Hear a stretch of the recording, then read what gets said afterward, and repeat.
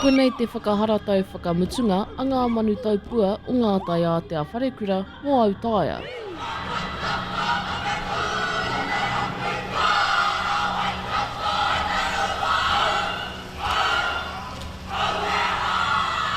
Ko tō tātou kaupapa, ai ko ngā ōhaki a kuini ngā waihono i te pō.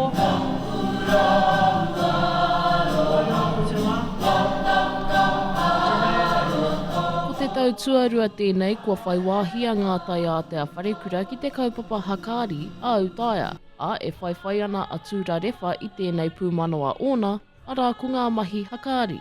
Rua tau mātou, e mahi ana i enei mahi, nō reira e hara i te mea, he whākohau enei kia mātou, engari e ako tonu ana, e piki taumata ana. I ngā tau e toru kua taha ke kua tino kite i te kuhunga mai o ngā kura puta atu i Tāmaki Makaurau, ngā kura pēnei me ngā kura no te tai tokerau whānui, ka mutu i tēnei tau.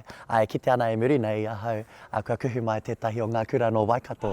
He pai hoki e nei tūranga ki a koe, like te wehenga o te kapa. Hei tā aniwa whaiapu o Autaia, nā kura te ua o Huai ki tū i whakarewa i te kaupapa hakaari nei, kua toro atu te kaupapa ki ngā kura mai i te tai tokerau ki Tāmaki, ki ngā kura o Waikato, pēnei i a Ngā Taiātea Wharekura. Nā kura tūwa tēnei kaupapa i whakarewa. Hei aha, hei taumata mua tātou rangatahi, e whai huarahi ai rātou ki roto i tēnei ao whakaari, te ao toi, enei mahi o te Haka movement me te Haka Theatre. There is absolutely a demand growing for Haka Theatre. We've had to put on 2 shows in the Kiri Te Kanawa, which was one of the country's biggest theatres. So we've seen the demand, it's grown time and time again, and audiences love it. And we love this space being filled with audiences here for Autaia. Mā Autaia e parai te huarahi mō ngā rangatahi ki te ao whakaari, kia ki te ai mena he pū manawa tēnei, hei whai mā rātou.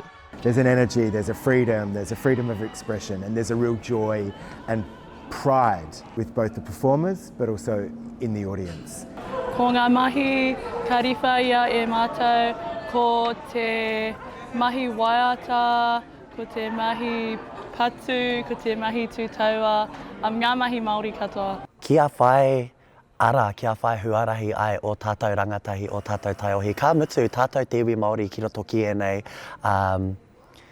kaupapa, ki enei kaupapa nui whakaharahara, e kaha ki te ana, ki te ao Pākehā me ki.